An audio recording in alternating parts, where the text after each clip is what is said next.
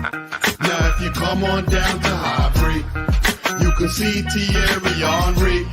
He is the best player you will ever see. Thierry Henry. Now if you come on down to Highbury. Hello, welcome back to From Dial Square to Where after an enforced hiatus, I may add, with due to work and everything like that leading up to Christmas. So apologies for not being around for the last few weeks, but we're back and we're back for good, fingers crossed. So Happy New Year to everyone. I think that's probably just about on the verge of when you can actually say Happy New Year now, being the 4th. So because it's our first show back, I'll say it. You'll probably never hear me ever say it ever again until next year at least. Anyway, so got a great panel tonight. Hopefully James will be joining us in a short while. He's stuck in traffic at the minute, so that's a bit of a shame. But we've got the best lineup you can possibly imagine anyway. Ryan, you've just joined us, so welcome. How are you? Yeah, I'm good, thanks. Yeah, sorry, I was just sort of a few things out before we went live, that's all. No, not at all. No problem at all, mate. Great to have you on. And Kunjan, how are you, mate? I think a little jaundiced, but otherwise all good. And Chappers, how are you, mate? All good. Nice to see you. Nice to see you all. Happy New Year to you all. Happy New Year to you too. Yeah, pleasure to see you. Absolutely. I've really been enjoying. We're on like a group chat, a WhatsApp group chat, which is sort of full of Arsenal fans and podcasters, etc. and the like. And I've really been enjoying your rants, Ryan. I have to say. I'm a miserable bastard, I know. Miserable maybe, but ever right, yes, absolutely ever right. If you want a really good rant, I listened to the Tuesday Club podcast today that came out, I think, obviously today being Tuesday.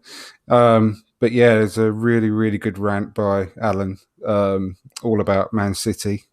Telling them to just sell up and go away, basically. So good listen if you want to have a laugh. I actually laughed out loud listening to it earlier on. So yeah, I mean, I think with regards to this show, there's been so many podcasts, so many articles and everything written about the Man City game so far.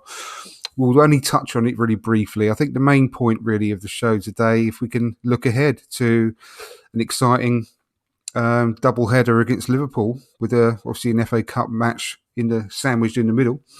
But so let's have just a really quick. Let's say it's been done to death already a few days ago. But Chappers, obviously we haven't spoken yet, and I was lucky enough to be on the Ryan show yesterday with Kunjan, and we had a good old chat about the Man City game. Yeah.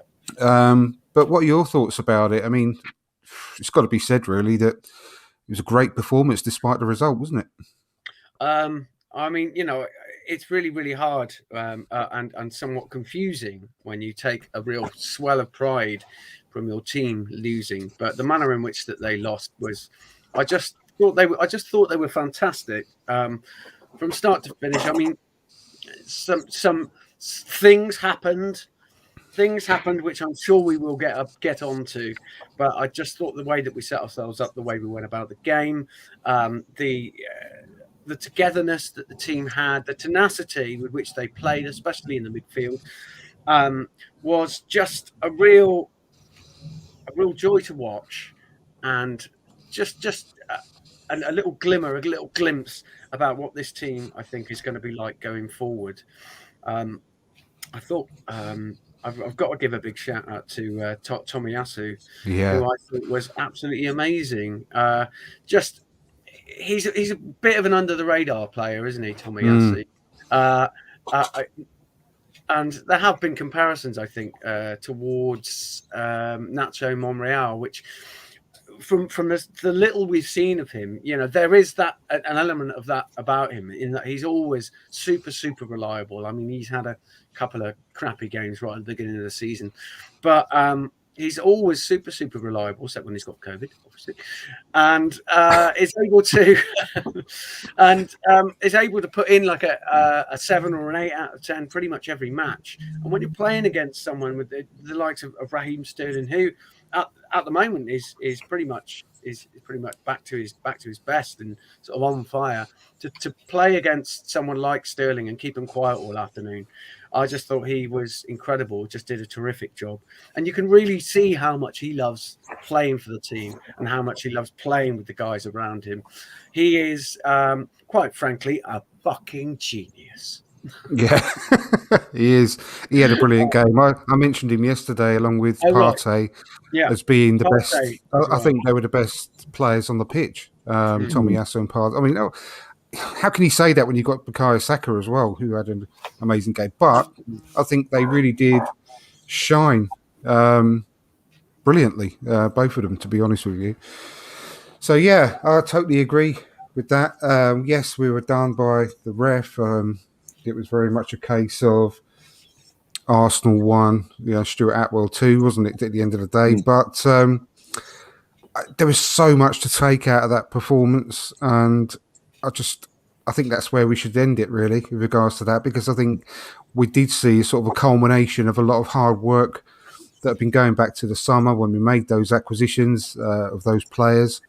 I still think it's probably one of the best transfer windows any club has ever had, to be honest with you. The way that every single player that we brought in has really taken to the stage brilliantly. And we're seeing the fruits of all that coming together, aren't we now? So I think it's really exciting looking forward.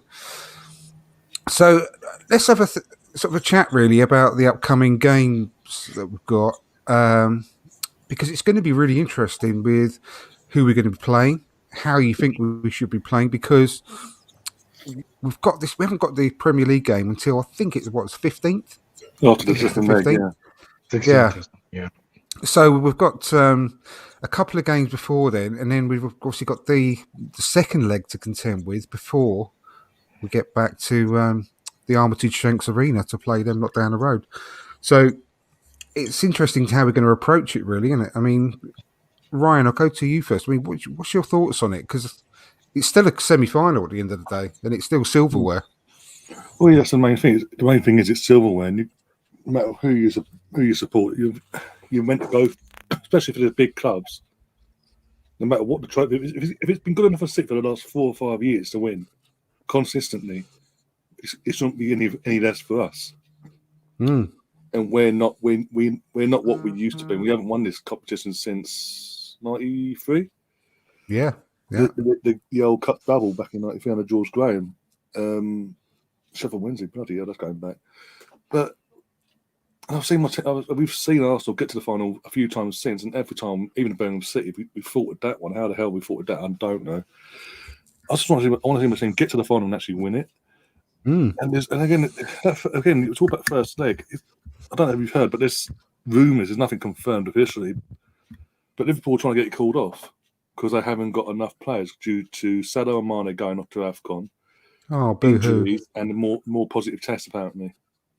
But I feel so sorry for them. I didn't realise that. I didn't realise that. Let's get it cancelled. I can't take that. It's so sad. That's really sad. You mean Liverpool might not have a chance of winning? Oh, pull it off! Pull it off! Sorry, carry on, Ryan. You know who you're dealing with. We've got loads of sarcasm here, so just carry on. No, that's it. As you said, it's. I put a tweet out earlier, and someone's asking me what is the plan if it does get postponed. Do they play this next week or what? I don't know, but I'd assume, being Liverpool are in the Champions League and that starts up in a few weeks' time, and the final is at the end of February, they'd have to call the tie and put us through on a bye, basically, sort of forfeit. They forfeit. They can't. They don't. If Liverpool don't or Fusion play them under 23s. There's no way around it. I mean, let's face it. How many teams play their under 23s anyway? Well, last year in that competition. Last year, under 23, mate. Sorry, last year Aston Villa played Liverpool in the FA Cup third round. Villa had, as we all know, had an outbreak which affected the whole squad and manager. They had to all self-isolate. The FA forced them to play the under 23s with the under 23 manager against the Liverpool's men's team. So why is it? Oh, you've got the option playing under 23s now for Liverpool, but last year it was enforced. Oh, because it's Liverpool. You want Liverpool in the final, so you need their strongest team by the looks of it. Suddenly, he's taking it seriously. Well, I hadn't heard that rumour, so let's just hope it is a rumour and nothing comes of it, because that's be an utter disgrace. Putting it very politely. Because we're on earlier tonight, kids might be watching, so I won't really say what I'm thinking. But the 2 hours of watershed, so I can't swear. Well, it won't stop me, but yeah, I'll just try and be careful. And here comes James. Bear with me 1 second. Hello, Jimmy boy, how are you doing? Thank you. Cheers. Thanks for having me on. No problem, mate. No, but you're quite quiet. I don't know whether it's just me or the other people. It's my end as well. Am I all right now? No, A bit. I think the microphone may not be connected. Yeah. Says it's all in. Can hear you, just that you seem quite a way away. But anyway, welcome. Well, if you can hear us, I'm sure. But it's great to have you on board, mate. Thank you. Happy New Year to you too. I said that would be the last time I ever said that when I opened the show, but I'll make a little bit of an exception because you've only just joined us, mate. But yeah, hope you had a good. Man of your word. I know, I know. How Disgusting, absolutely disgusting. Never trust you again. We'll come back to you in a minute, Ryan, because obviously you mentioned about the possibility of it being suspended and everything, but we haven't really had your thoughts about the team and everything and how you think it should be played out. But I'll come back to you in a second. But Kunjan, I mean, what's your thoughts on how it should be approached, really? Because there's so many people thinking it's still less not an important thing, the League Cup, and everyone knows what I think about it. Really, I've not really held back on my thoughts about it in the previous episodes, but I think it's still important. I mean, what's your thoughts about it regarding the team selection, etc.? I think silverware is great. We need silverware, and if we look at our fellow top 4 contenders, West Ham, Tottenham, United, and Arsenal, we're the only ones who recently won some silverware from the 4. So I think it'd be great to have the League Cup, and I think it's the early 90s since we last won it. So it'd be great to have that. And one more tick in the Arteta checklist that, you know what, he got us the FA Cup, now he's got the League Cup. It's great. I would go with the strongest 11, maybe the same 11 that played against City, but we don't have Thomas Partey. That's the only difference. So slot Lokonga instead of Thomas Partey. I think for the FA Cup, we can go with a second string side with whatever bits and bobs we can put together, because we don't have El Neni, we don't have Pepe. So we'll have to figure out who to put where. 11 Kolasinacs. Well, if the ball was Ozil, we'd win, because then he'd protect it with his life. But yeah, I think we can go a slightly second string side with Nottingham Forest. Maybe mix it up a bit for the second leg with Liverpool if Liverpool play, and then go full on against them lot. The only thing that worries me is I think we're a little light in midfield. Because again, there is a strong rumor that Ainsley is close to joining Roma. It's done. Okay, there we go. Yeah. Oh, really? So Is that being announced now? Yeah, Ornstein and a few of the others. He's going to the Italian embassy to sort out a work permit. Right. And he's in the next 24 to 48 hours. Yeah, so it's as good as done. And hey, James, don't say it's as good as done, because rumors are Fernan Torres may be returning to Man City. So let's not say anything is done until. No, I think Roma might be able to afford a loan. Well, but last time I heard though, we wanted a £2 million loan fee and £20 million guaranteed fee in the summer, but they were offering less than £1 million loan fee and £10 million guarantee in the summer. So unless they've caved in and actually accepted what we're looking for, for me, looking at it, I think it's one of either. And I don't want to make assumptions, but either he's causing disharmony within that group at the moment, Right. or we've just got someone else coming in that is ready and able to go straight away, which is what I'm praying for. You know, I think I want someone in by this time next week, maybe even earlier. And I think letting him go and leaving us that short indicates that there's someone coming in. Who that is, I have no idea. But I like the little list that people have made anyway. I'll take all of them that's on that little list. I think the ready-made solution would be Jack. I think the ready-made solution would be Jack because he's already integrated into the squad, and I think it'd be a quick fix. And I think Andrew and Ryan mentioned this even yesterday, that give him a 6-month deal and see how it goes. Because right now we need that depth. If you slot, I think it's too early for tomorrow, but maybe against Nottingham Forest, if you slot maybe a Patino and a Jack Wilshere, it would actually work going forward, because again, you have the right foot, left foot combination, and there is that sense of security because of the experience with Jack, and that gives Patino a lot of confidence also moving forward. So I think Jack would be a good fix. You've disappointed me a little bit then, Kunjan, because I genuinely thought you were talking about Jack Grealish. I'm going. We're not that desperate. I've had got more chance of Jack Charlton. Listen, man, if we have to spend £100 million just for a fancy hairstyle, sign me. All right. Chappers, that's a really good sort of segue, really, about Jack Wilshere, because I can't see a downside to giving him a 6-month contract. Charlie Patino himself said he's the best player on the training pitch at the moment. He's not been injured for 2 years. I don't think we can lose, even if he only plays 3 or 4 games. When you say I don't think we could lose, do you mean like we get guaranteed victory? Because if I don't think we can lose in giving him a 6-month contract. I'm being deliberately obstinate and obtuse tonight. I like it. I like it. Please carry on. I like that. But honestly, I think just for squad depth and for emergency purposes, but also he may well just surprise us and actually show us the form that he used to have.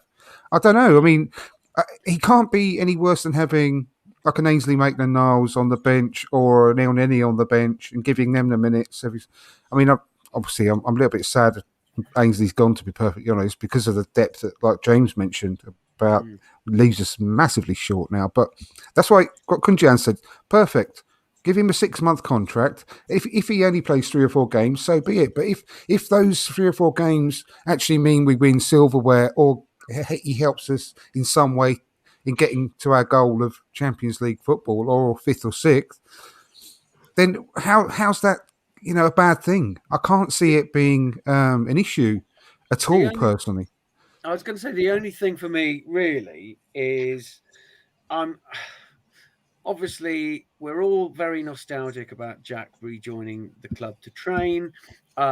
It's brilliant, that he's getting such plaudits, like especially from the youngsters who obviously very much look up to him. And I would imagine that he's also showing them a thing or two, and doing that kind of taking them under his wing, and maybe with a view to doing a little bit of coaching in the future and all that sort of stuff. But the thing for me is that he is a completely unknown quantity. We have absolutely no idea what he's going to be like on the field against Premiership opposition. He hasn't played in the Premier League for 3 years. 3 years. 3 years. Yeah. 3 years. He hasn't played about 2.5. Yeah, about 2.5. 2.5 years, right. Now, I'm really not saying, because I would love to be proved wrong, for Jack to slot in there nicely and actually have like a new lease of life and a real resurgence, real renaissance, and kind of have a little final swan song at the club. That would be great, and the romanticized version of that would be a beautiful thing. But I just have huge doubts over his Premier League capabilities, not just whether or not he has the quality. I think he's always had the quality, but I'm just thinking more about the fact that is his body suited and ready for the pace of a Premier League match, and also for the relentless sort of fixture program of the Premier League as well. That would be my only two doubts on that one. I mean, I love the guy. He's a real character as well. You know, he actually speaks very articulately, and clearly knows a lot about the game. I wouldn't, you know, even if it didn't work out, I would love to see him in a coaching capacity somewhere along the line, perhaps working with the under 23s or the under 18s or whatever. But for me, I would prefer not to take that risk, if only that I wouldn't want it to go sour for him, really. Yeah, I mean, I'm not talking about him being a starter. I'm just talking about him being a really Maybe the valuable FA member Cup, of the League Cup, or, to be on the substitutes bench. I think it's a great option because A, it saves us money. B, I think Arteta's been with him, 3 months now? And the one thing we've seen this window is Arteta knows his shit. Like, whether or not you're Arteta in or out, all 6 signings have fired. And I remember I was on a show a couple of months back, and they were asking about Odegaard. And I said, I'm very excited about having Odegaard. And the opposition was like, no, we want a Maddison. I think all those guys are extinct. No one is speaking about Maddison. Everyone's quiet about it. I'm not saying that they were wrong, but Odegaard has proved his doubt is wrong. And that comes from the coach. That comes from the manager. And the manager is seeing something in Jack. So if Jack is getting a contract, the one person who's not going to be nostalgic or is going to be sentimental is going to be Mikel Arteta. He's going to get Jack into the team because he knows this guy is going to bring stuff to our team that no one else can. I also do believe we need another midfielder besides Jack Wilshere, but absolutely. He would be a great addition. Yeah, absolutely. We're missing a couple of players, and it's up for you know. Do you honestly think that maybe Jack wouldn't be as good as El Neni if El Neni's like little 20-minute appearances here and there from the bench? I mean, I don't know. It is up for debate, but what I will tell you is that he will be playing his heart out for a contract somewhere in the summer. Yeah. So he will leave everything on the pitch, even if he's only on for 5 minutes, 10 minutes, 15 minutes. If he plays in the cup games, he will give his everything to play for the Arsenal shirt. Not only because he loves the club, but also, like I say, for his future, right? Wherever that may be in summer. I mean, what's your thoughts about it, James? About not only about Jack, but also about where you see us sort of lining up against Liverpool on Thursday. Yeah. So for me, answer the first question, Jack Wilshere. I've still got reservations there. Just from the previous. Would I? Of course, you'd love to see him come back. Love to see him get to the level that he was before all the injury. You know, I'm not saying he'd probably get to the level where he was against Barcelona, but if he got to that level where even when he was playing in those England games, and I remember he scored a screamer against some. I can't even remember. It was one of the minnows in like a qualifier because we always used to bash all them, and then we do rubbish in the actual competition, especially under Hodgson. Anyway, did he score in four successive games for England or something like that? Yeah, he just kept getting man of the matches as well. I remember there was the one against Scotland where he assisted Chamberlain as well, and everyone was like, "Oh, here we go, Arsenal lads are doing bits for England again." And but no, I think that he isn't the answer, I'm afraid, and I think we'll look elsewhere. I know I'm a big fan of Douglas Luiz, and I've seen that massive. I've seen that name thrown about a bit, but for me, Mikel has this thing about stature, and I just don't see Douglas Luiz fitting that. I think he wants someone, a bit bigger in the mould of maybe is it Zakaria or Mönchengladbach? Zakaria. The last Swiss Mönchengladbach midfielder we signed hasn't done too great, so maybe stay away. We love him. Yeah, maybe we should learn our lessons. Yeah. But no, I definitely think something's happening. I mean, I got a bit worried seeing that Renato Sanchez was very linked to AC Milan because that's the guy I want. He's the one on my list. So. But no, in terms of Liverpool, for me, Leno, I'm doing the same as what Wenger did with Richard Wright in the cup final of 01-02. I'm like, you've done very well, but see you later. Ramsdale's going back in. Sorry, pal. You know, this is this is serious time. I can't have you with your biscuit hands in there. Tommy Asu staying in. Obviously, I think Gabriel, does the suspension hold for League Cup games? Yeah. That's his one and only game. Well, then, play here, Holding and Ben White again then. And keep Tierney in. It'll be Lokonga and Xhaka. I don't really want to see Xhaka again after the weekend, but it will be Lokonga and Xhaka.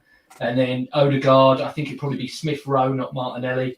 And then it'd be Eddie and probably Saka. Depends whether Eddie's over his COVID. He's got COVID at the moment, doesn't he? Yeah. But I'm like, it's a seven-day isolation now, isn't it? So yeah, I swear that was. I think it's been longer than a week. So hopefully, if he's all right, I think he'll be in there. And because he's still got to try and convince him to sign, I think so. He won't drop him. And then Sundays when I'd say play your Cedrics, play your Leno, play your Tavares.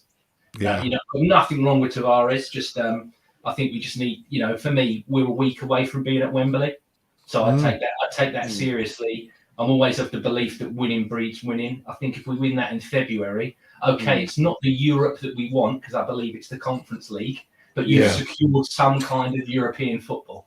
So absolutely, no, I agree. We want a backup. Yes, yeah. It's a net. It's not a net that I want, but it's a net. Yeah. It's getting another bit of silverware that Tottenham haven't won as well, and we have. And also, worst case scenario, if we have to go Conference League, we have to show Tottenham how it's done. So be it. Yeah. But I mean, if we got in the Conference League, I would just full pelt go play our under 23s in it. Yeah, absolutely. Given more, that's the thing that I think might have hindered some of the younger players this year is that early Europa League group stage like we had last year. That's when Balogun was scoring. Smith Rowe come back with the Dundalk game and everything, didn't he? And a few of the others got a few minutes. Like Aziz played a couple of minutes in them. We haven't had that opportunity. I'm like, if we do get Conference League and that's it, just full pelt play all, just chuck them all in. Chuck them. Give Gunnosaurus a game in that. Wicked in goal. Yeah. No, definitely. I mean, Ryan, just finally on that subject. I mean, I just want to be clear. When I was talking about Jack Wilshere coming back into the team, it's purely for squad depth because I think we need, realistically, 4 or 5 midfielders. And we've only got, at the moment, with Partey being away, we've got 2 because of Ainsley going away as well. Yeah. I'm not talking about Jack coming in and being a mainstay of the team. I'm just talking about him coming in and being there as an emergency player, registering him, being an emergency player on the bench, playing the cup games in the early rounds of the FA Cup if we get through on Saturday, which I dearly hope we do, obviously, and being a body on the bench because we're desperately short. And I'm not talking about him coming in and being a starter and us relying on him. But yeah, I mean, what are your thoughts about that? Well, as we discussed yesterday on over my side of things, it's not just what as a squad playing adding the depth. For me, it's also someone for the likes of Saka, Smith Rowe, even Charlie to be looking up to. Even though obviously, because he came through the academy, he proved himself. Obviously, he didn't work because of injuries and all that, but then he's come back. It's a lot different training with the players if you're part of the team on a match day basis than just training alongside. And again, the kids are these kids I mentioned and all the others. They're sort of be inspired by that because again, he's like one of them. He came through. He bleeds Arsenal. He may say he's a West Ham fan and all, but he does. When he does punditry for the Arsenal game, and he talks about Arsenal. He's honest about it, but he believes it, and he will never say a bad word about the club.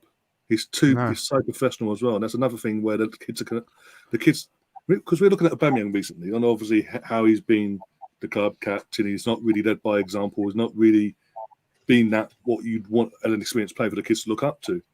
Jack, even though he wouldn't have the armband, would be that sort of person, and that makes sense. Even if he, as you say, we're not saying he's got to play every game and things like that.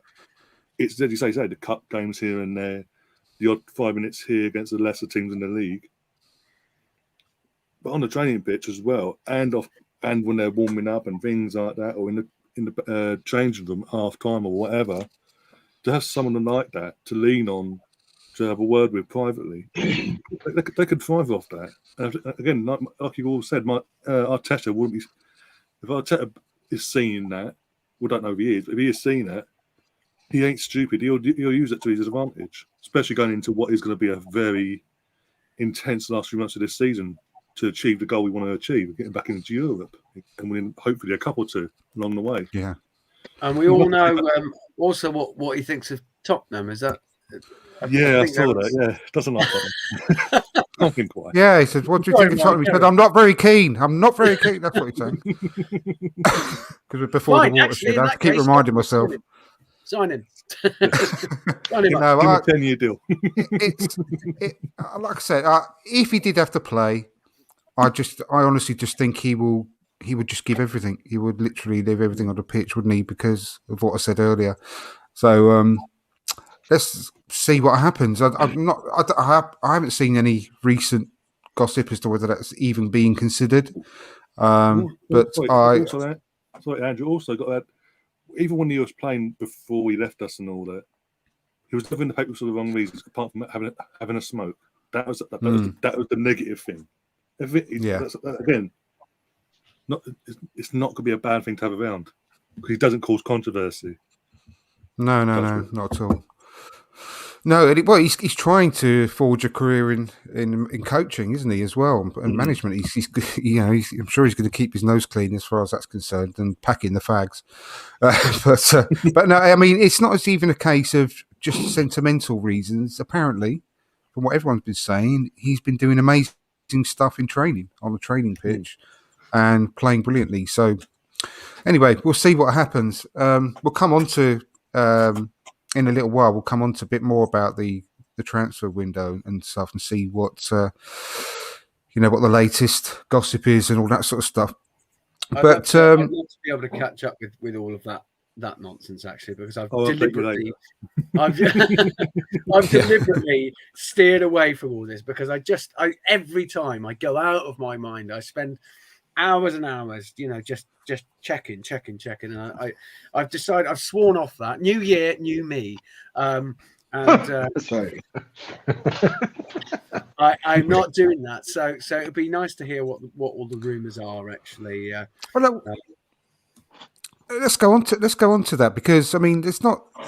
I think we all pretty much agree that we've got to go as near enough full strength as we can against Liverpool on Thursday. Yeah. And then play the second string like we did in the against probably the same team that played against Sunderland, whoever's available, against Nottingham Forest in the FA Cup. So let's have a sort of a quick whiz round really about the rumour mill and what's exciting you in regards to that. I mean, I think he's going back to you now, Kunjan, in regards to that. I mean, what have you seen? Lately that's been rumoured that you're pretty excited about, because let's face it, we're excited about all of the rumours until they get disproven. They're always going to be the best player in the world when they come to Arsenal. So the rumor that's actually got me excited for a long time, but today it's picked up a little bit of steam, is Vlahovic. There's a rumor, I think, that we have spoken about giving Torreira and about 45 million on top to get Vlahovic. And the thing, what I actually am happy about is the Vlahovic rumor is not going away, because a lot of journalists were like, he's not interested in joining Arsenal. And if you remember Arteta's quotes when he just signed, he was like, everyone should be honored to be playing for Arsenal. So he does have that sense of arrogance, which is a good arrogance, to say, you're not doing me a favor by playing for the club. And if he's saying no to Arsenal, apparently, I think Arteta will be the first guy to say, you know what, bugger off. There are 20 more of you out there. But the fact that rumor's not going away and the fact that it's picking up steam now, it really excites me. We do need a striker. I think we speak a lot about signings, but this January is going to be very crucial just because Balogun is rumored to be leaving on loan. Aubameyang, I think Newcastle or Juventus look like a possible destination. Maybe even Barcelona, because they're trying for Morata, but again, just like the Fernan Torres thing, it may not work out. They really need to get their shit together. Excuse my language, but they really need to get their stuff together. So Aubameyang will not be there. That leaves us with Eddie, who doesn't want to sign. That leaves us with Lacazette, who has 6 months as well. We could be going into the new season with, I don't know, Pablo Mari playing up front at this rate. Maybe even Leno, because Leno's looking for more game time. Why not? Let's use his stature up front. We get some goals. Maybe our new Giroud. But no, we do catch need a ball, strike. let alone head a ball, Kunja. Come on. There we go. But listen, we don't need him to catch a ball over there. That's the best part. In fact, I think that should be the tactic. Leno, when the ball comes in, pretend to catch it. You'll get your head in and score. We have goals, my friend. He could be a 30-plus. He could be scoring 30-plus goals. No, but on a serious note, we do need a striker, and I do feel that the midfield also. I think we're a little too over-reliant on the pivot of Xhaka and Partey. And Douglas Luiz is a good signing to have because it's different from what Xhaka or Partey provide us. Lokonga is exciting. I do like him. And I think he needs another season to get a little bit more acquainted to the Premier League, but he's exciting. Patino's breaking into the squad, and you could see him eventually taking. But we do need 2 midfielders, that's for sure. In January, I'm not talking about the summer business. Who those 2 midfielders are? I still say we need Jack and maybe Bruno from Lyon, or even Douglas Luiz from Aston Villa. And up front, it'd be a dream to get Vlahovic. It would be a dream to get Vlahovic. I think that would get everyone excited. Is that Yeah. Bruno Guimaraes that you're talking about? Yeah. Yes. Oh, yes. yeah, we're always linked to him, aren't we?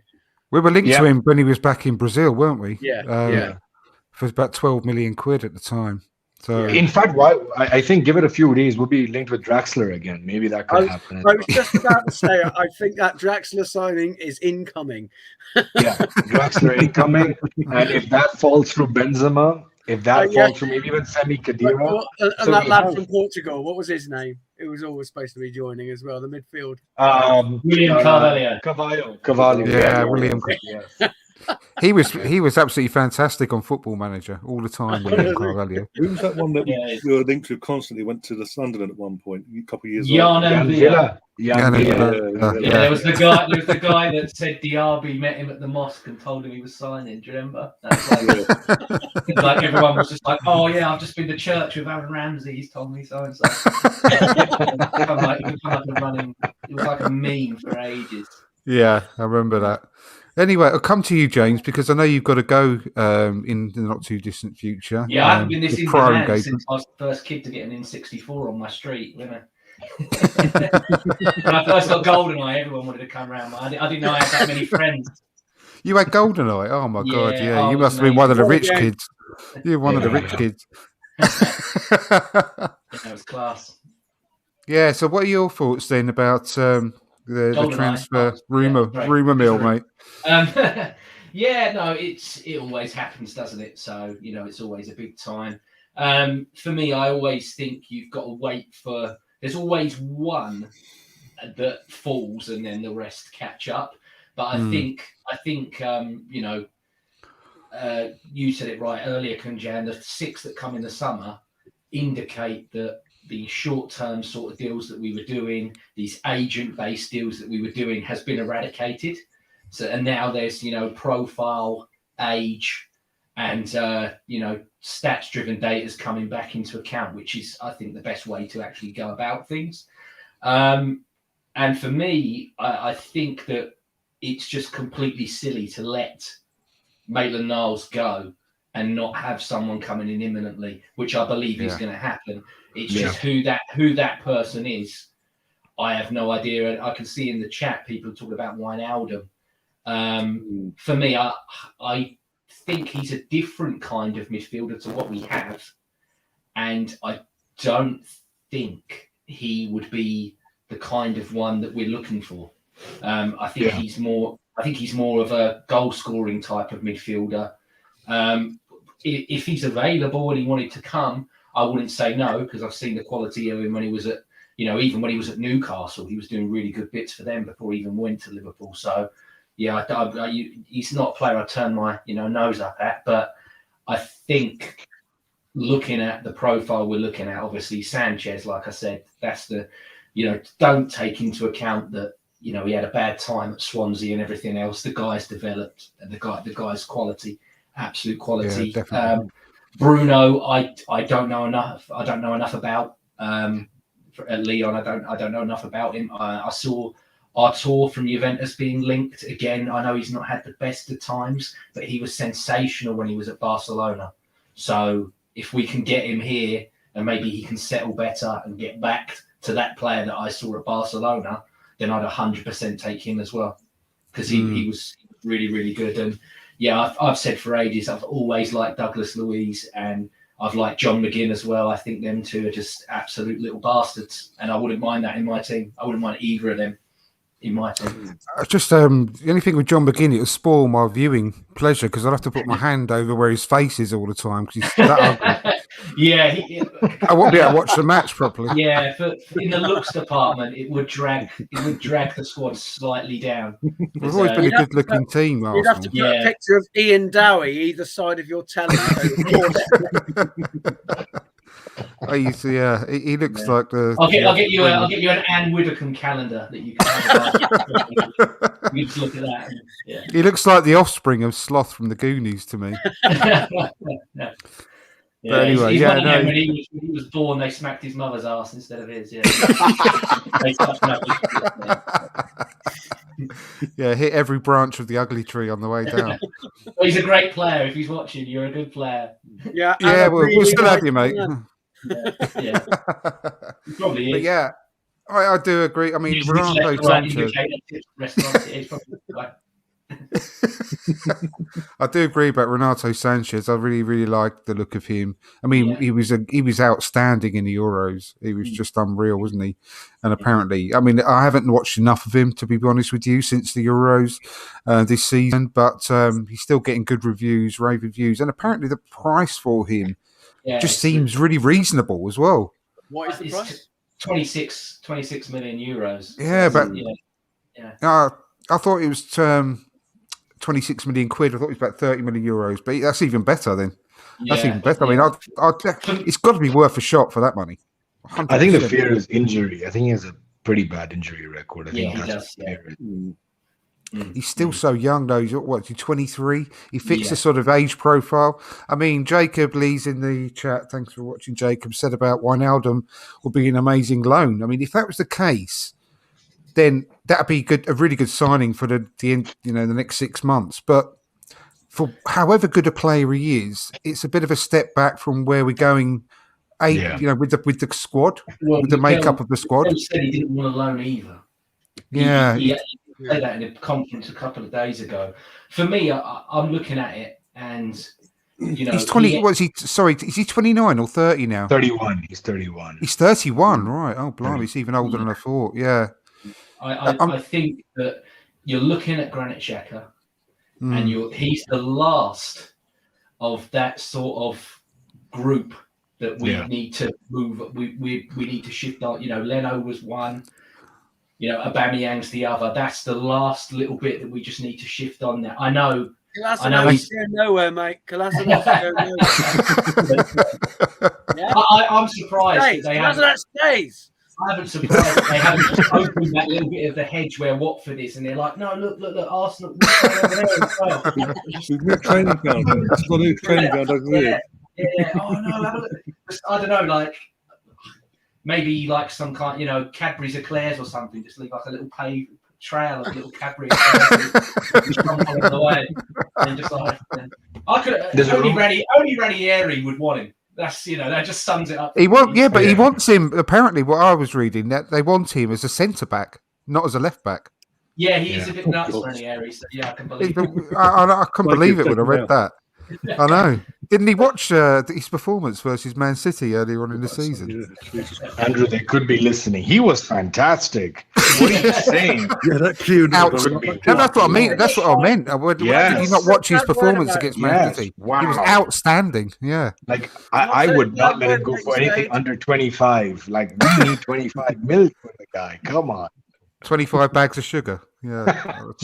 I know their More than addresses, we are Sade. I know their addresses. If you're listening, I know where they live. Yes. No, but there's a rumor that Ozil wants to buy a club in Turkey, and I think it's for his buddy because I don't think anyone's going to give Kolasinac a club. I think Ozil will just buy the club so that he has a place to play. So what a good friend! What a good friend! Kolasinac carries around his own club just in case he's attacked in the dark Doesn't need streets. it. He's got his bare fists. No, I think the guy with the club was Gabriel.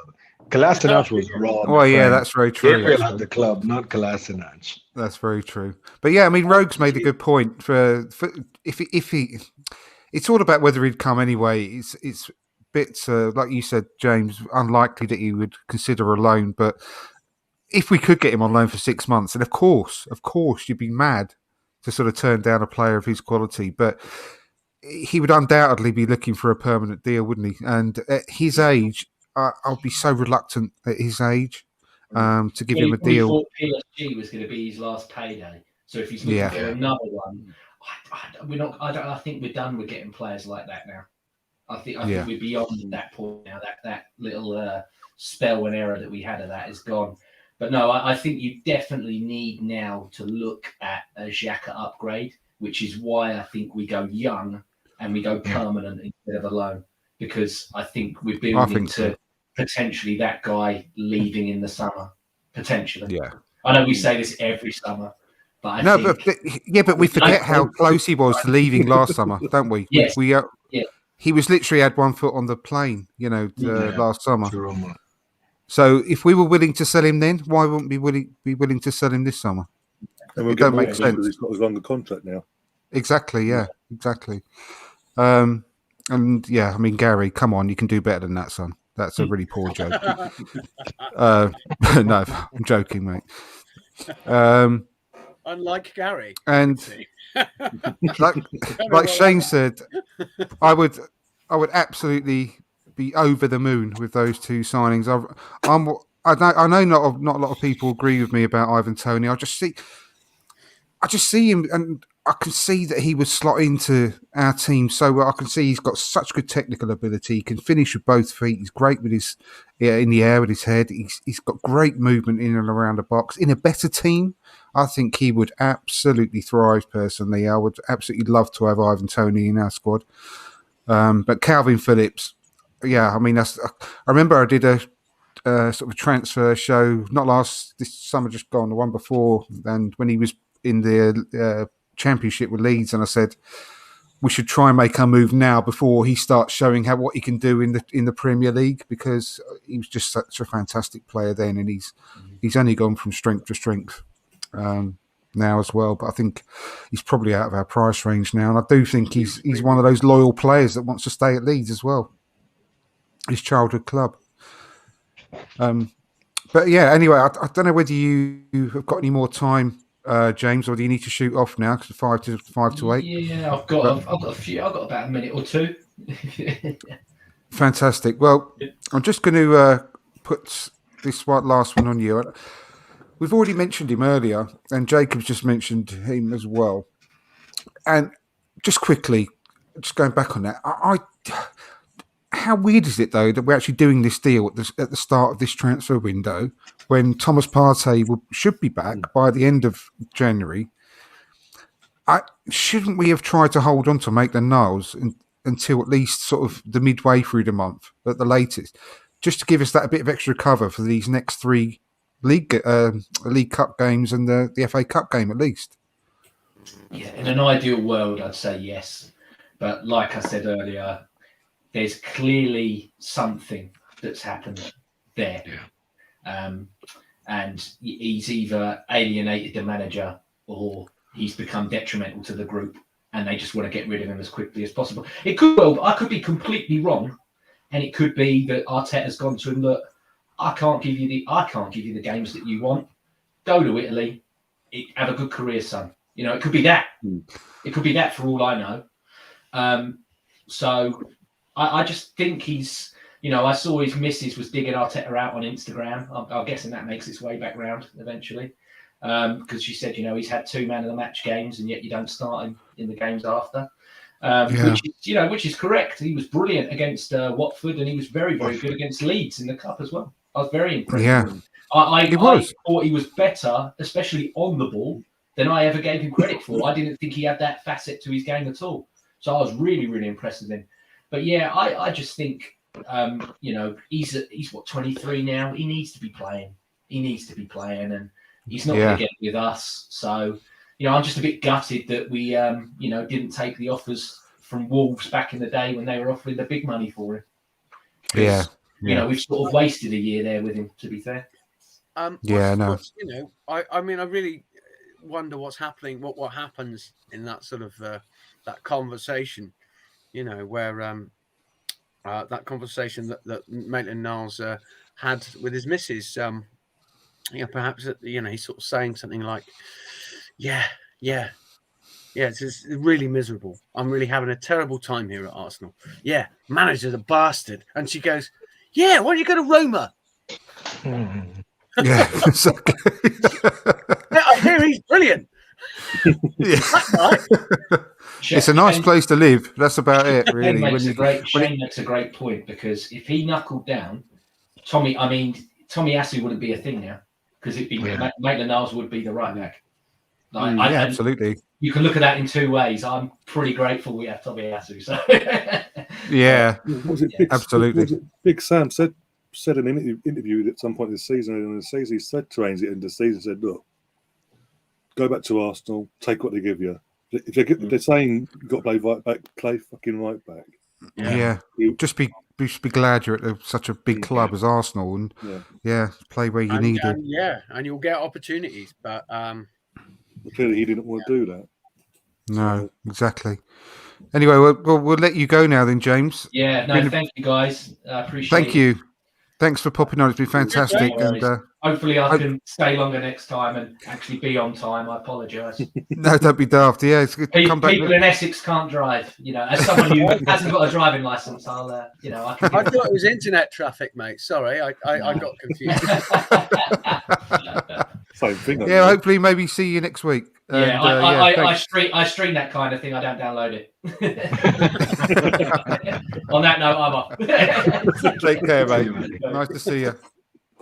Just something on Ainsley. I just read that everything that has been happening for the transfer, his move has no option to buy. So I think this is more about playtime and not about actually moving from the club.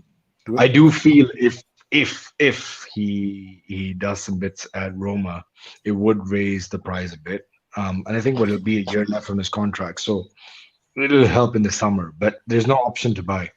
I think it's €1 million loan fee, and that's 500,000 for the loan and 500,000 based on bonuses. Yeah, well, that's what it was reported that they've offered us. Doesn't mean that that's what we've taken at the end of the day, because we wanted double what they're offering. And you just sounds like to familiar think, from the summer, doesn't it? Exactly. So you'd like to think that because we stuck to our guns with Granit Xhaka over the summer, over the fee for him, then we might be doing the same, and maybe we've got what we wanted or close to it at least. Because I think that yes, he needs to go and play football for his career, but at the end of the day, we're his employer. He's our player, and we're leaving ourselves massively short. And if we don't get something back for it, then I think that's stupid. Honestly, I think we might be better off keeping him and being selfish in a way. Yeah, it is being selfish because he needs to play. But at the end of the day, we're leaving ourselves with 2 fit midfielders and obviously the youngster in Charlie Patino at the moment. That's it. That's it. We've only got Sambi Lokonga and Granit Xhaka. If we're letting him go this early, because we must have someone in. No, he's away. Yeah, he's away. Yeah. I'm saying if we're letting Ainsley go and leaving us, as you say, that live, 2 midfielders, we must have someone lined up to come in ASAP. Because otherwise it makes no sense why we're letting them go so quickly. I know, but even if we bring someone in now, they're not just going to. I mean, unless you're Tomiyasu and like Superman with a cape on and everything, you don't just slot straight into the team, settle, and start playing your best football, do you? I mean, it's going to be a few weeks settling in period and getting up to speed really with the way we're doing things, the way we want to play, meeting all your teammates, getting used to them. It doesn't happen like instantly like that. And Tomiyasu is a bit of a freak in that respect because literally he was just off the plane and started playing, wasn't he? He's unreal, but that is not a normal occurrence. So even if we do bring someone in, see, this is going back to Jack again, Jack Wilshere, and how he would be so useful, even if he only played a few games, to tide us over. Also, he wouldn't have to isolate either, because if we were to go for someone from abroad, they'd have to isolate for X amount of days before they can even train with us. Yeah, exactly. Go back to the Jack thing, it makes sense. No, that's right. So, it's just such a weird one for me, letting him go so early in the transfer window when we have got these 3 cup games. I mean, cup games. Why not just leave him till after the cup? Another 10 days, the 3 cup games will be out the way. He could play in all of them. I know that it's not what you're supposed to do because it's risking injury for him going away on loan, etc. But at the end of the day, you're a club. You've got to be a little bit selfish in that respect. And get your pound of flesh out of them because we're really desperate. I was going to say, but if you pick up an injury in those 3 games, then so be it. But with another one of our regular players, then you're absolutely shafted, aren't you? So, and to be fair, we've been pretty lucky with injuries so far. So, I think that I hate to say it, I hate to be the harbinger of doom, but I feel that there may be something, kind of round the corner that's going to kind of affect us, probably in midfield as well. Yeah, I know. I mean, like Colonel's saying in the chat, welcome, Colonel. Thanks for joining us. He said Callum Chambers can fill in midfield. Callum Chambers is one of those players who has just been completely isolated, hasn't he?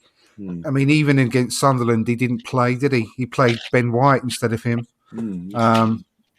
He's just not getting a sniff anywhere. And in the engine room of our midfield, you can't rely on someone like Callum Chambers who's not getting any minutes at all, even in his preferred positions in defence. So it just ain't going to happen, unfortunately. I know he had that great season on loan at Fulham. In midfield, but that was quite a long time ago now, actually, wasn't it? It was quite a few seasons ago, and he's just frozen out completely. So I'm sure that if we can get rid of him this transfer window, I think he'll be gone running. To be perfectly honest. Yeah. So I had a mouthful of Smarties, mate. Oh, you go ahead, mate. Go ahead. No. Sorry, it's not as if we're live on chat. I found some Smarties, and I'm like, I'll open those. Welcome to our show, everyone. This is what we do. I was just going to agree with you, really, mate. That I just don't see a future for Callum Chambers in the team. He hasn't been in the team unless we've been in sort of dire emergency of any of someone to fill in. He's rarely sort of featured coming off the bench at all. I haven't noticed him being on the bench even that much. So I can't. I think again he's another Deadwood player that we just need to kind of cut our losses with and say, okay, it hasn't worked out for you here, mate. Go somewhere where you can do something. Yeah, but if you had a choice between Cedric or Chambers, who would you pick as the right back position? Sorry, between Cedric and Chambers? Yeah. Oh, God. Chambers, exactly. Because we forget very quickly. Do you remember last season? Chambers, Arsenal fans are ripping him off as the new Cafu because of the kind of crosses he was delivering. So he Chambers had a really good spell. He had a really good spell last season. I'm not dissing him. I'm not dissing him. I'm not saying that he's rubbish. What I am saying is that it doesn't look like he has a future at the club. No, I agree. But right now, considering that we're looking for depth, considering like when Tomiyasu, sorry, I was just saying, Maitland-Niles if Maitland-Niles is going as well, then we do need some sort of backup, some sort of right back backup. So yeah, I would imagine that Cedric, having had more minutes than Chambers, would be the one that he keeps. Yeah. I mean, at the end of the day, Cedric has been coming whenever we've played in the cups, but whenever Tomiyasu was out, it's always been Cedric that's come in. And I agree with Chambers you. did have COVID. I think Chambers had COVID during that time, if you remember. So he was not selected for the cup games. And I think he had a knock because there was one game Chambers came off the bench. If you remember, with his first touch, he headed the goal. It was a cup game. Yeah, yeah. That was Sunderland. I think it was Sunderland. Yeah, it was Sunderland. I think. Yeah. Was it I forget. Yeah, I think it was. Yeah. It was one of that big 5. Was it 5-1? I think it was in the end. No, it wasn't Sunderland. It was not Sunderland. It was the one where Eddie had the chip and then he scored the keeper on. It was not Sunderland. Sunderland was Leeds. Leeds. It was Leeds. Yeah. It was Leeds. Yeah, That's right. Leeds. Yeah, it was Leeds. That's it was right. Leeds. You're right. But I agree because if if you think about stature and play, sort of the playing style, then Callum Chambers is much closer to Tomiyasu than Cedric is. Yeah. I mean, Cedric. I mean, Tomiyasu could pick Cedric up and put him in his pocket, couldn't he? He was that small. But Callum Chambers is a bit more of a rampaging sort of big stature, sort of right back in the same mould as Tomiyasu. So I agree. I think I would rather have him as backup. But like Chapper said, we're not saying anything bad against Callum Chambers. It's the fact that he's not getting any shot at all at the moment. So it seems to be that he is being frozen out. But at the end of the day, we've got to think in the summer we're going to have Saliba coming back as well. Yeah. So Saliba is going to be as part of our squad of centre backs. So we do need to get rid of some centre backs. And I have to admit, I mean, it's not a fashionable thing to say, but I think that we couldn't do any better than having Rob Holding as the first choice backup centre back. I think he's really good, a really good defender. I like Rob Holding because you're not going to get a top quality, world class centre back as a backup, are you? At the end, it's not going to happen. They want to play, and it becomes problematic. But bringing in Rob Holding, I think he's ideal as a backup. But we've also got to make space for Saliba. Yeah. And Ryan, I mean, you haven't said much for a while. I'll come to you now. I mean, we've got this problem coming up in the summer when Saliba comes back, and we do have to get rid of either one of Rob Holding, Pablo Mari, Callum Chambers. We've got to get rid of probably 2 of those at least in order to make room for Saliba to come in because we're overstocked already as it is, aren't we? Yeah, I mean, we are. And I think looking at it, I mean, Mari's been the one who's been here the least amount of time. I mean, Chambers is barely getting games, as we've mentioned already. Holding is he's a squad player now, and he's sort of adapted to it. But it would make sense to let it's more likely, depending on what happens with our season, how it pans out in the end, that Holding and Chambers will be the ones to go. And Mario will be the one more season to buck his ideas up, basically. Because he started off well. Let's be honest with Mario. He did start off well. But this season, I don't think he's done a lot wrong, really. He had that one bad game against Chelsea. Yeah. Apart from that, I think he was quite solid, really, wasn't he?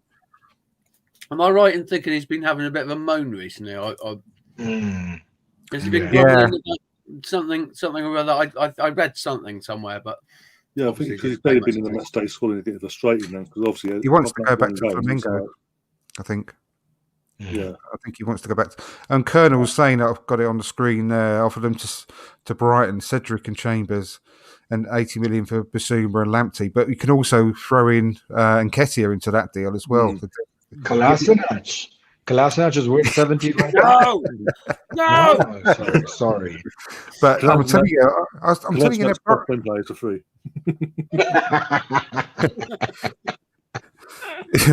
This episode is brought to you by Smarties. Anyway, but honestly, I genuinely think Nketiah I mean, how old are you, mate? I mean, I haven't had Smarties since I was about 10.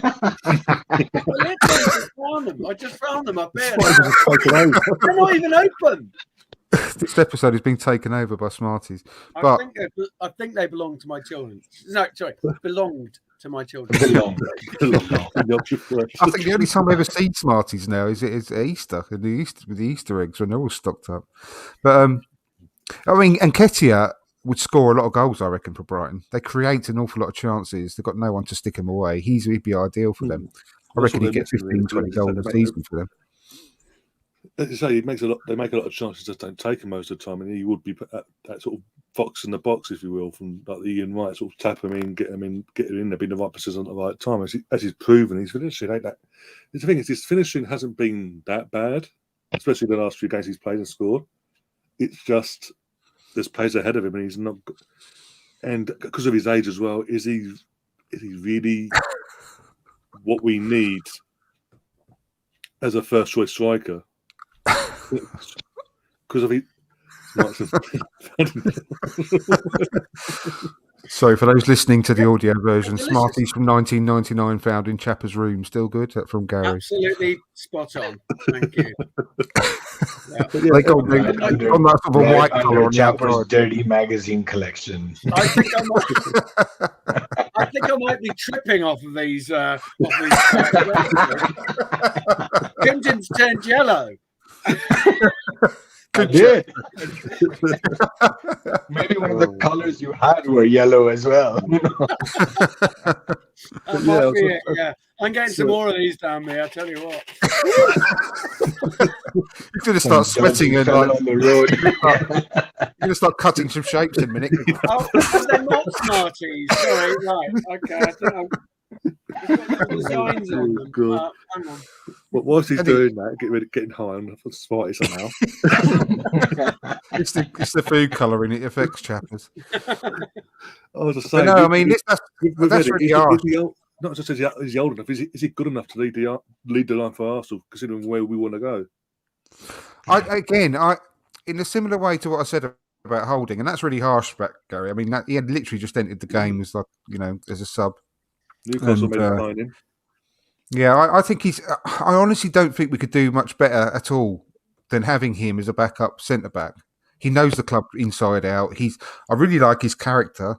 Actually, I think he's a really, really good character on the pitch. He doesn't make that many mistakes. And yes, I mean that was a not good header against City, but he was thrown in against one of the best teams. It can happen to anyone, but I think we have got a bit of a problem coming out. I would personally, I would rather have him in the squad than Pablo Mari. I think long term. So yeah, it's going to be really interesting who we can actually offload really this transfer window heading into the summer, because I think we can all agree that we all want to see Saliba come in and have a chance in this exciting young team coming the summer. So yeah, it's going to be interesting whether we can actually move on a couple of these players to make room for him, because otherwise he ain't going to want to come back again, is he? For good this time. So anyway, I think we're going to start sort of drawing to a close now then. I think we'll whiz round before we go and have some predictions for these next 3 games coming up, because I think what we'll do is we'll do a podcast. When's the second leg? Is that the Wednesday? It is a Thursday before the weekend match against Spurs. Both 13th of January. We'll do another one. We'll do another show anyway next Tuesday. Then after these next 2 games, and then we can preview the upcoming second leg. Then at that point, but let's have a bit of a prediction for the game against Liverpool, because it's going to be interesting to see what kind of team they put out. I will be absolutely seriously pissed off if they get this game postponed, considering the fact that most clubs actually have their under-23s playing in it anyway. So Chappers, you first. What do you think is going to happen in this one and the game against Nottingham Forest? The Liverpool game. So we're at home, are we? Are we at home? Yeah, first game. Yeah, first leg's at home. We're Yeah. at home. Okay. Well, I think if there are some issues with Liverpool team, and they do have quite a fair few players out, I can see us going on to I can see us winning quite comfortably, like 3-4 maybe. If we fire in the same way we did against Man City, I can see us winning that game quite comfortably if they have as many players out as purported to have had out. That said, it's Liverpool, isn't it? So you never can tell. I mean, it could be that they end up fielding out, quite a lot of their first team after all. In which case, if that's the case, I think it'll be a good game. If that's the case, that it's 2-1 to us. But if they're having issues, fielding a full team and actually have to bring in quite a few sort of bit part players, I think we could win that 3-0. Fantastic. I was, just for the record, that was going to be my prediction actually, 3-0 if we go near enough full strength. Yeah. And if they are a bit under strength. But what about the Nottingham Forest game? Chappers, just quickly before I move on. The Forest game. Are we away with that one? Yeah. Yeah, we're away. No, we're away. No, we're away at that. Yeah. We're away. You're away.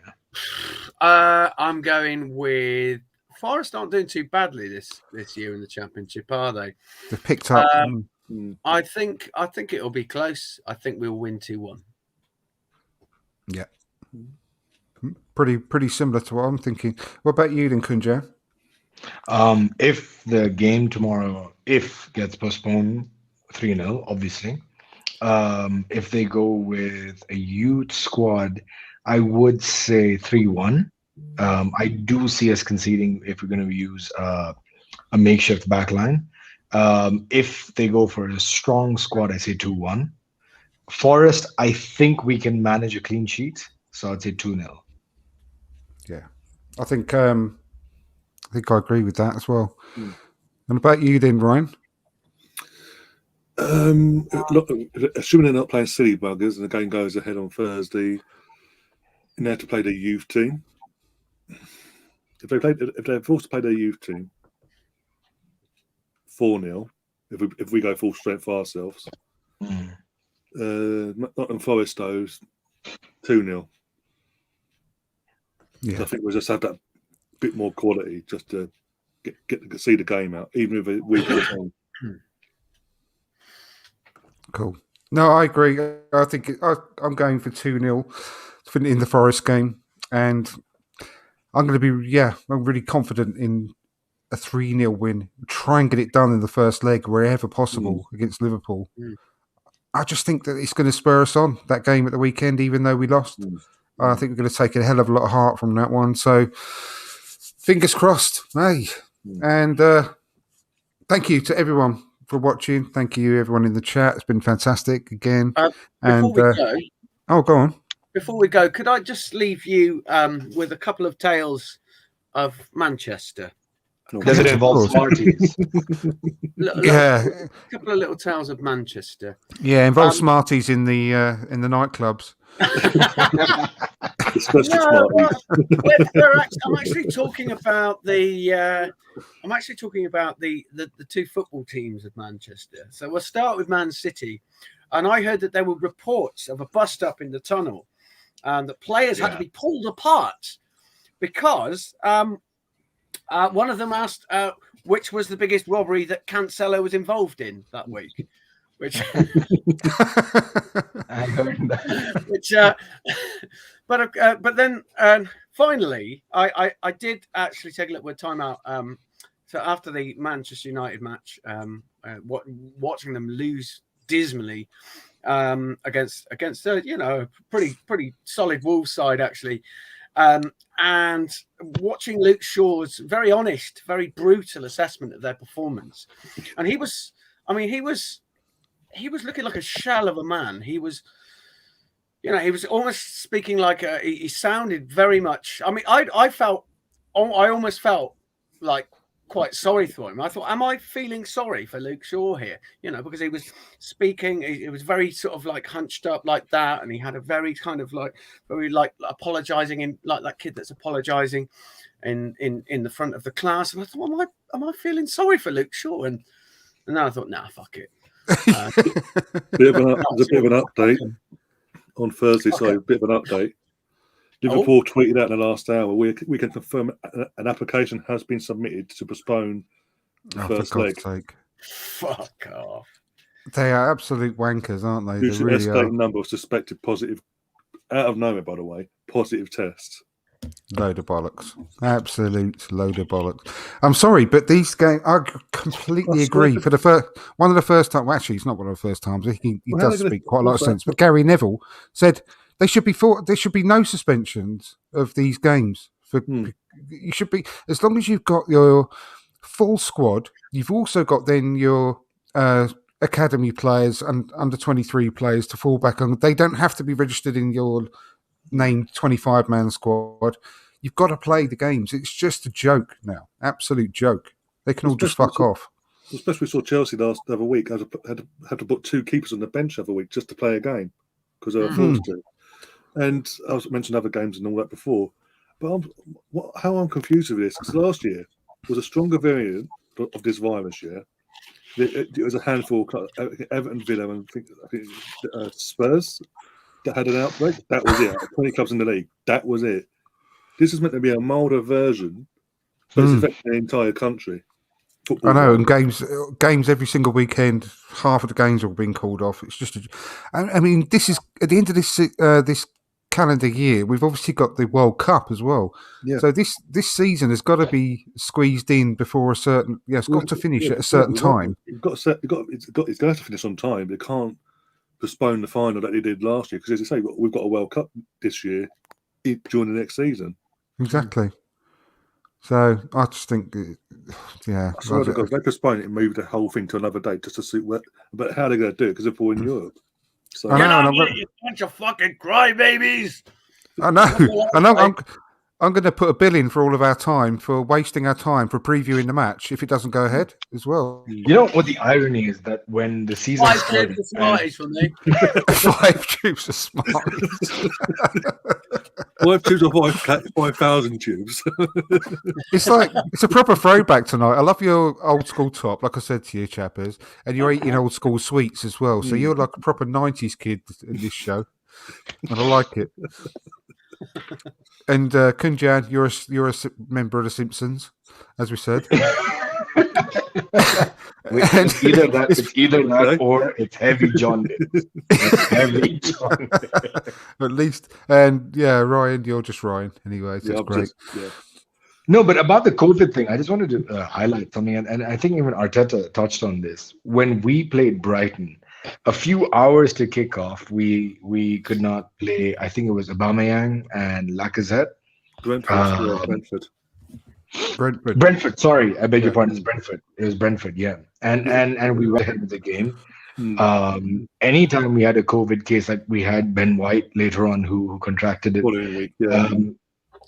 And we still went ahead with every game, and that's when the whole meltdown happened because we lost 3 games in a row. When it's Arsenal, like we could have everyone tested positive, and we'd be told it's fine. Please play whoever you have. Play your Patinos, play your Keto Taylor Harts. When it comes to the Liverpools or even Spurs are getting away with absolute murder. Like they could walk up tomorrow and say, "Oh, by the way, our bus driver has tested positive, thus we can't play." It's all good. Don't worry about it. I find it ridiculous where this disparity is coming from. I really find it really shocking. It's annoying, and to be honest with you, I'm so glad that we've only had 1 game postponed so far because it's going to catch up with all these teams.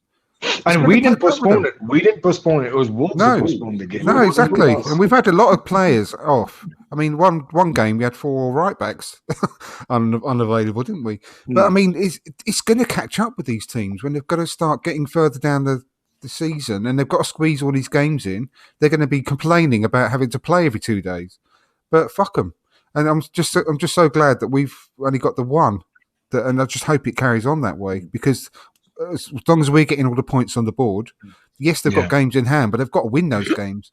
And if it start playing the game every 2 days, then they're going to be fucked, aren't they? So long will that continue anyway.